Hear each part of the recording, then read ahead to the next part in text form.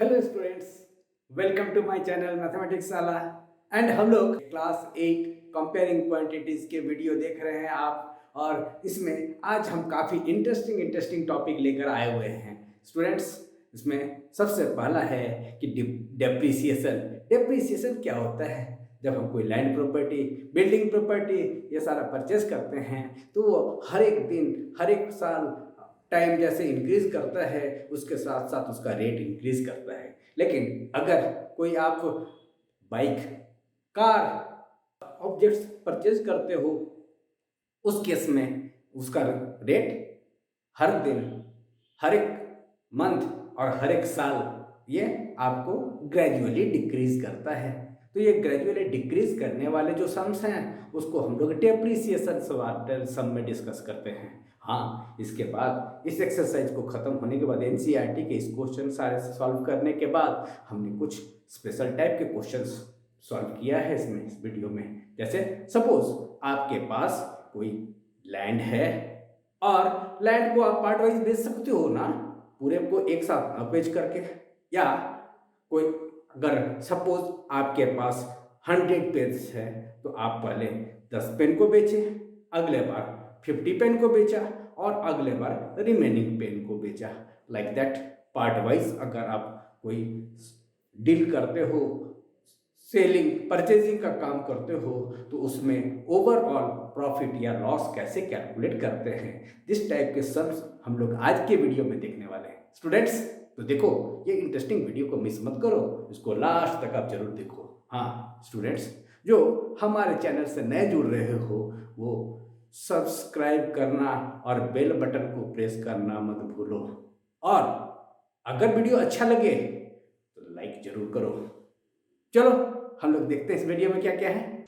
In exercise 8.3, question number 11, in a laboratory, the count of bacteria in a certain experiment was increasing at the rate of 2.5% per hour. In this question, it is not said per year. It is saying that per hour, increasing at the rate of 2.5% per hour. Find the bacteria at the end of 2 hours. If the count was initially 5,06,000, then here you have to find the bacteria count after, that means at the end of 2 hours.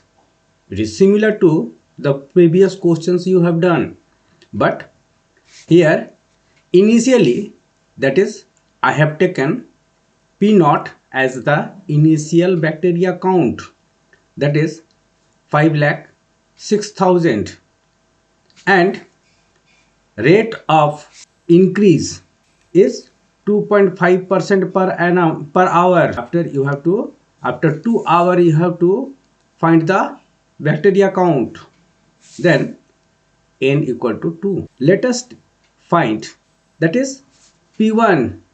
I have taken P1, that is bacteria at the end of 2 hours, after 2 hours, that I have taken. And the formula as you are using, that is A equal to P into 1 plus R by 100 to the power n. Use here. There is only change P1 instead of A and P naught instead of P. It is similar that your mummy, your mother is preparing the curd in your home. In that case, the lactobacillus increases every hour. In every hour, lactobacillus increases every hour. हर एक घंटा जो है वो बढ़ता है और वो कितना बढ़िया सा दही आपके घर में जमा हुआ मिलता है। Then let us count. That is P naught equal to 5,06,000 into 1 plus 2.5 by 100. I have taken in same way. I have not converted this 2.5 into the fraction. I have taken in decimal fraction, and when you are taking in decimal fraction, it is just similar to the previous questions you have solved.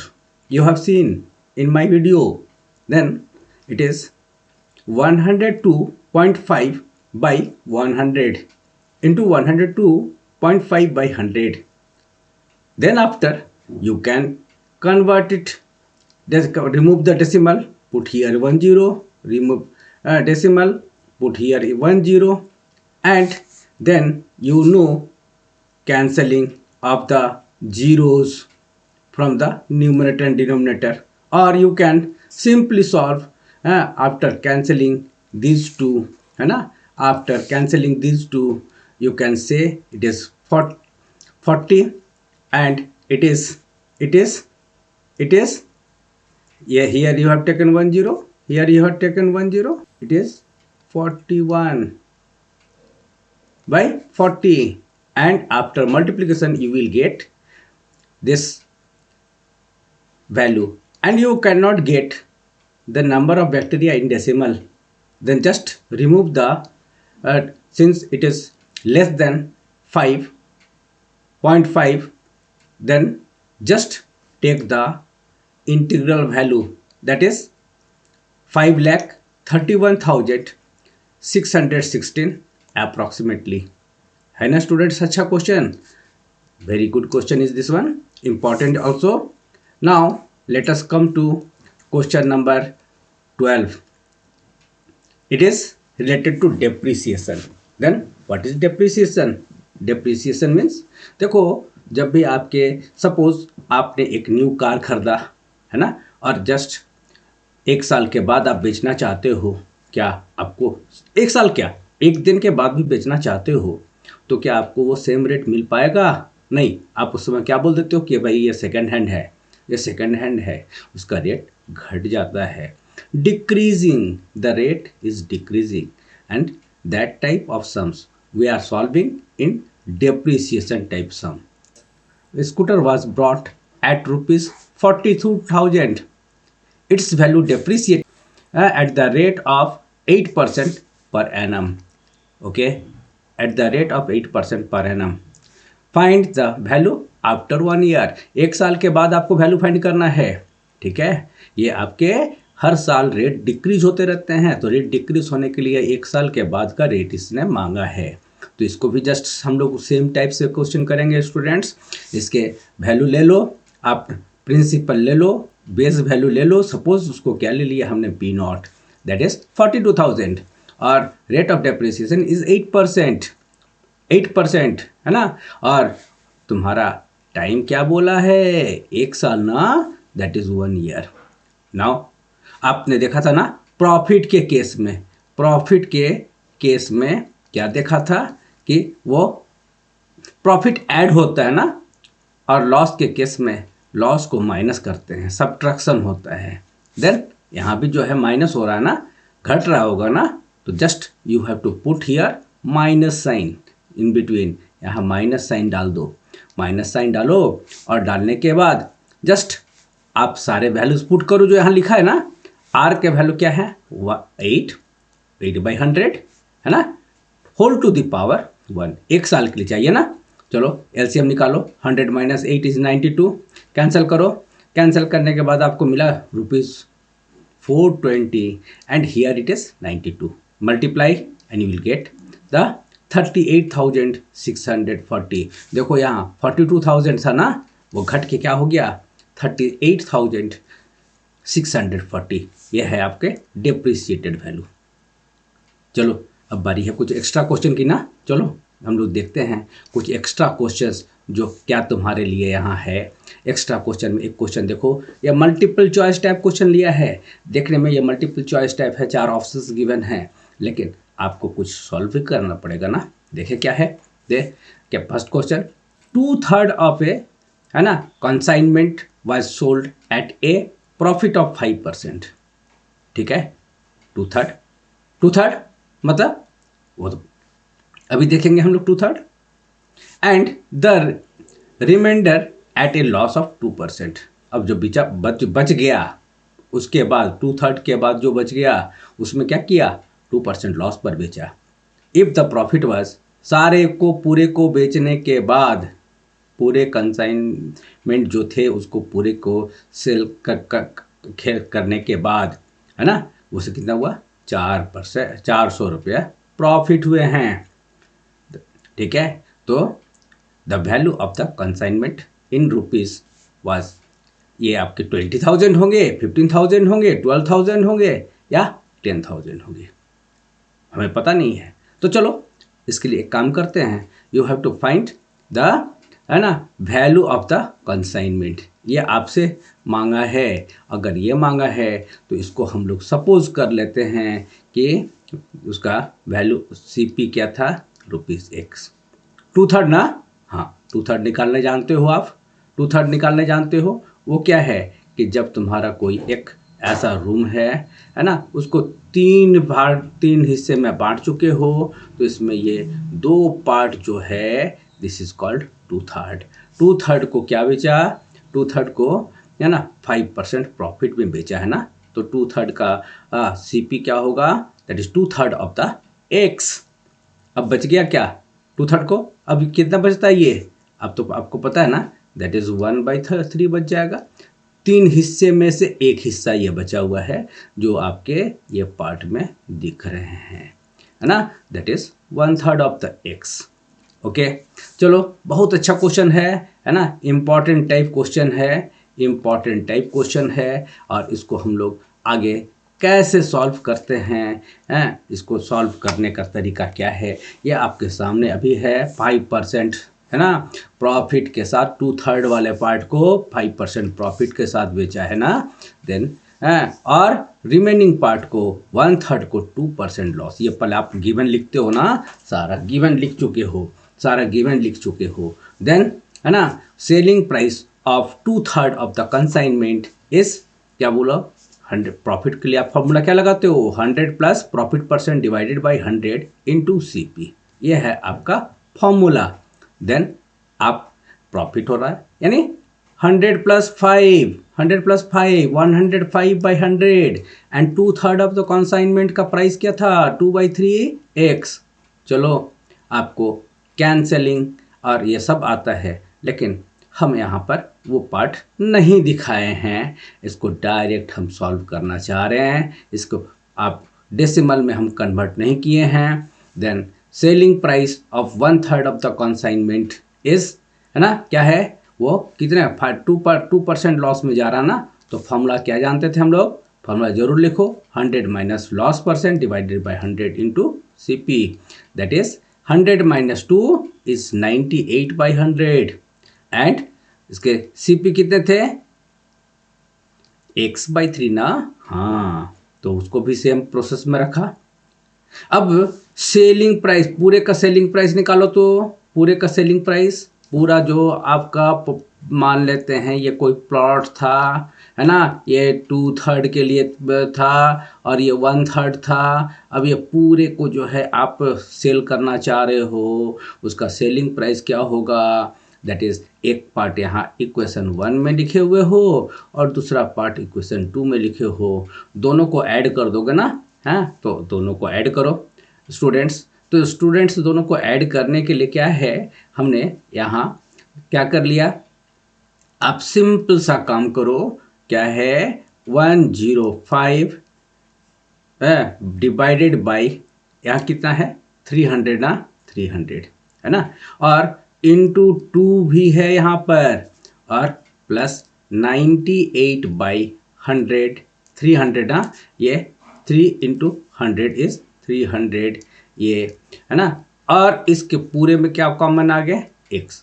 तो आप क्या बोल सकते हो अगले बार, इसको देखो 105 into 2 is 210 plus 98। LCM कितना हो गया था, दोनों को मिलाकर एलसीएम क्या हो गया होगा, एलसीएम हो गया होगा 300, तो ये एलसीएम 300 था, x/300, this is the way of calculation. हाँ, तो स्टूडेंट्स ये क्या आ गया, इसको ऐड करने पर आपके क्या मिल गया, हमने कैलकुलेट नहीं किया यहाँ पर, आप चाहो तो कैलकुलेट कर लेना, यहाँ कैलकुलेट कर लेना, हम डायरेक्ट निकालना चाह रहे थे, आप डायरेक्ट निकालने के नहीं चाहो तो आप यहाँ कैलकुलेट कर लो। 98 ऐड करो, 0 के साथ 8 ऐड हुआ तो then 8 and 9 1 10, that is 308 into 8 by, sorry x/300, 300, ये आया तुम्हारा दिस मच। तो देखो वो पार्ट हमने कैलकुलेशन यहाँ बाद के पार्ट में दिखाया है, जो हमने अभी करके दिखाया वो बाद के पार्ट में हमने कैलकुलेशन किया है। वो क्या है देखो 308, ठीक है ना। और यहाँ आपको पता है क्या, पूरे का selling price minus cost price equal to होता है profit. Then here you are, है ना, क्या होता है आपको प्रॉफिट मिलता है ना, कितना 400 रुपया प्रॉफिट मिलता है। That is selling price minus cost price, total का ना, पूरे कंसाइनमेंट जो है उनके लिए जो से सेलिंग प्राइस थे। यहाँ देखो एलसीएम निकाला हुआ है। एलसीएम निकालने के बाद तुम्हारा क्या मिला, इट इज 8, अभी तुरंत निकाला था ना हमने, ऊपर निकाला था 8x/300। एंड ये 8x/300 को आप ट्रांसपोज करो, देन x के साथ x इक्वल टू क्या होगा, दिस 400 के साथ 300 मल्टीप्लाई होगा, 8 से डिवाइड करोगे तो 8 क्या होता है 5 जा ना, 8 5 जा 40, इट इज 50, है ना। और इसके साथ मल्टीप्लाई करो 300 को, दैट इज ₹15,000। तो पूरा कंसाइनमेंट का, है ना, वैल्यू कितना आया 15,000, ये सीपी है। देन आंसर कौन सा करेक्ट हुआ स्टूडेंट्स, बी। तो यानी आपको बी को टिक लगाने से पहले इतने सारे काम करने पड़ेंगे, तभी जाकर आप इस बी को करेक्ट बता सकते हो। चलो अगला क्वेश्चन क्या लेकर आए हैं, ये क्वेश्चन भी काफ़ी अच्छा क्वेश्चन है, देखो, है ना। Some toffee are brought at the rate of 11 for ₹10। अरे इसका मतलब क्या है भाई, है ना, इसका मतलब क्या है, ₹10 का खरीद रहा है भाई, 10 रुपये का खरीद रहा है। 10 रुपये में कितना मिलता है, 11 टॉफ़ी, है ना, ब्रॉट खरीदता है। And the same number of, है ना, same number eight the rate of 9 for ₹10, ठीक है ना। और कितना है 9 ₹10 पर, ठीक है। 10 रुपये का 9, ठीक है ना, 10 रुपये का 9, ठीक है। If whole lot is sold at क्या है ₹1 पर टॉफी, ₹1 पर टॉफी के हिसाब से बेचता है। खरीद लिया, दो तरह का 2 लॉट खरीदा, ₹1 10 रुपये 10 का 11 और दूसरा 10 का रुपया 10 का 9, है ना। तो अब इसमें क्या बोलता है कि बेचने पर क्या, है ना, प्रॉफिट होता है या लॉस होता है। अगर लॉस होता है तो क्या निकालना है, गेन और loss percent on the whole transaction, है ना। बढ़िया क्वेश्चन स्टूडेंट्स, बहुत बढ़िया क्वेश्चन है, देखो, है ना। तब इसके सॉल्यूशन क्या होंगे भाई, तो पहले देखो, पहले जैसे हम लोग लिखते क्या है, गिवन, है ना। गिवन में तुम्हारा दोनों का क्या निकाल लिया, पहले एलसीएम निकाल लिया, किसके, ये नंबर ऑफ टॉफीज, है ना, नंबर ऑफ टॉफीज का एलसीएम निकाला, 9 और 11 दो का, तो एलसीएम तो निकलेगा नहीं, तो क्या करते हो, सिंपली मल्टीप्लाई कर देते हो, 11 × 9 इज 99, ठीक है। तो यानी हम समझते हैं क्या कि 99 टॉफ़ी आपने खरीदा है, यही सोच लिया, है ना। 99 टॉफ़ी खरीदा एट द रेट ऑफ क्या है 11 फॉर ₹10, ठीक है। तो उसको कितने लगेंगे, 99 टॉफ़ी खरीदने का उसको 90 रुपीज़ लगा होगा। क्या रुपीज़ लगा होगा, 90 रुपीज़ लगा होगा। 10 रुपये का 11 टॉफ़ी के हिसाब से, 11 टॉफ़ी 10 रुपये का खरीदा था। आपको ये कैंसिल कर दो 9 से, दैट इज़ ये 90 आया। अब क्या करना है, 99 टॉफ़ीज़ फिर से आपने परचेज़ किया कितने, 9 टॉफ़ी 10 रुपये के, यानी 10 रुपये में 9 टॉफ़ी डिवाइड करो, 11 से कैंसिल करो, 11 10 जा 110 स्टूडेंट। यानी आप देखो यहाँ कितना टॉफ़ी खरीदा था आपने, 99 टॉफ़ी खरीदा था ना, यहाँ कितना खरीदा था 99, दो अलग अलग रेट में। तो टोटल टॉफ़ी कितना खरीदे होंगे, 99 + 99 198 टॉफ़ीज़, है ना। दोनों को ऐड कर दिया, जो खरीदा था दोनों अलग अलग खरीदा था, दोनों का ऐड कर दिया। अब ये इतने सारे टॉफ़ी खरीदे, कितने 198 टॉफ़ीज़ खरीदे, और अब उनका सेलिंग प्राइस कितना है भाई, selling price you have calculated ना, अभी जस्ट कैलकुलेट किए थे। ये देखो ये 90 है ये, और ये है 110, दोनों को ऐड करो तो बच्चों, ऐड करो, यू विल गेट 200। आपको क्या मिला, 200। तो अब की बार आपको 198 टॉफीज के 200 रुपीज़ लगे, ठीक है ना। और बेचा कैसे भाई, 198 खरीदा था, बेचा कैसे भाई, 1 रुपये में एक टॉफ़ी बेचा ना, 1 रुपये पर टॉफ़ी बेचा है, ठीक है। तो सेलिंग प्राइस काउंट करो, तो सेलिंग प्राइस क्या होगा, ये क्या 198 आएगा ना। जब 1 रुपये का एक टॉफ़ी है, 198 टॉफ़ी खरीदे हो तो 198 लगने हैं, तो 198 लगा। और पर सेलिंग कितने की हो, 200 ना, तो I think selling price 200 is more than 198। तो दैट मीन्स क्या होगा, प्रॉफिट हो रहा है ना या लॉस हो रहा है, देखो तो, है ना। क्या है, क्या खरीदे कितना में हो, है ना, सीपी, यहाँ 200 क्या है, सीपी इज, और बेच कितने में रहे हो, है ना, 98 ये एसपी, है ना। तो सीपी बड़ा है किससे, एसपी से। तो यानी आपको क्या हो रहा होगा, लॉस, है ना। लॉस कितना हुआ, 200 माइनस 198 इज ₹2। तो कितने परसेंट लॉस हुए भाई, है ना, लॉस बाय सीपी इंटू 100, है ना, loss by CP into 100। CP कितना है, स्टूडेंट्स, सीपी कितना है, देखो सीपी 200 है, हाँ सीपी 200 है, ये 200 सीपी। और लॉस कितना हुआ था, ₹2 बाई 200, कैंसिल करो 100, यानी इसको कैंसिल करोगे दैट इज़ 1%। स्टूडेंट्स काफ़ी अच्छा क्वेश्चन है, इसको जरा ध्यान से फिर से एक बार बना लेना, हाँ, ताकि ऐसे क्वेश्चन में गड़बड़ नहीं होने चाहिए।